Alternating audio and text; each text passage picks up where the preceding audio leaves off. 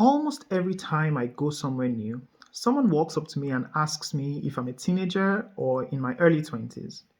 This is because I look younger than I actually am.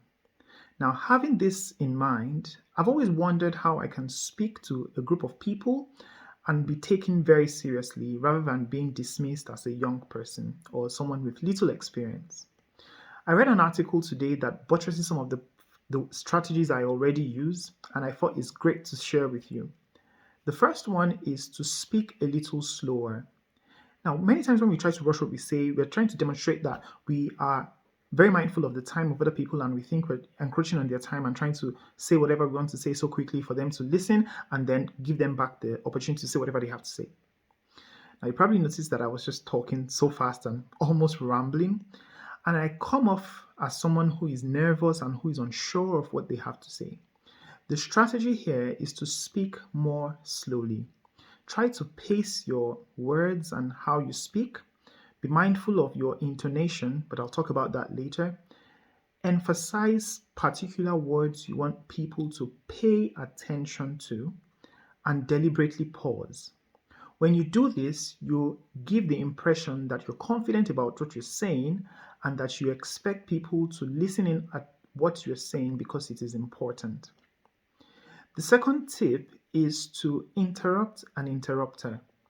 So imagine you're in a board meeting and trying to make a presentation or make your comment, and then someone jumps in to complete your sentence or to start another conversation.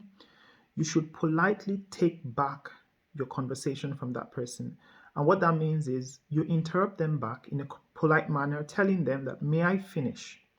Just those three-letter words, those three words, may I finish, commands a great deal of respect, and people recognize that you have something to say and you're willing to see it through. You've pretty much stood up for yourself in a polite manner.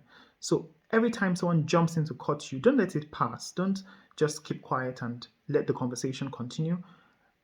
Endeavor to collect, let's say collect, but endeavor to take back your your line of conversation and let it be seen through, let it be heard before handing over to the next person.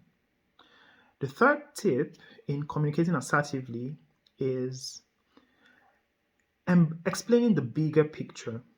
So many times, more younger workers or more younger people tend to focus on the details of the job. They try to focus on the task at hand and do it to the best of their abilities, which is good. But more senior people take a broader overview of what is to be done and they understand why this is being done. They understand the bigger picture. So when you begin to speak about the bigger picture in your projects, why you have done what you've done, you'll be able to connect with the senior members of the team who also know the bigger picture and can identify that you're thinking beyond the tasks but looking at what will benefit the organization.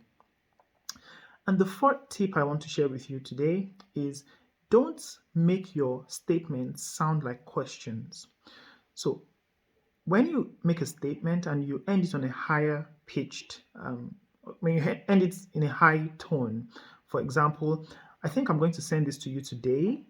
That sounds like a question, but you want to say, I am going to send this to you today. Just that shift in intonation makes one sound like a question and the other sound like a statement. Now, if you continue speaking in a way where you make your statements look like questions, it is easier for people to assume that they have to teach you everything or they have to show you what to do or confirm what you have in mind. And those are for more junior roles. If you want to begin to move into the more senior roles in your organization, you need to be able to take decisions, make statements on your own accord, like by your own discretion. And you can run it by people who might be senior or colleagues to you, but then make it clear that you're asking a question rather than a statement in form of a question. So if you're not sure of something, you can say, I think we should do it this way. That is more compelling that I think we should do it this way. So these are four tips I found very useful in this article. I'll put a link to this article also in the description below.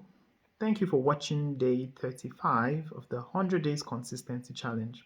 Here, my aim is to share something new I learned every day, and more than just sharing, to build the habit of consistency. So when I say I'm going to do something, I will start it and be consistent until the very end.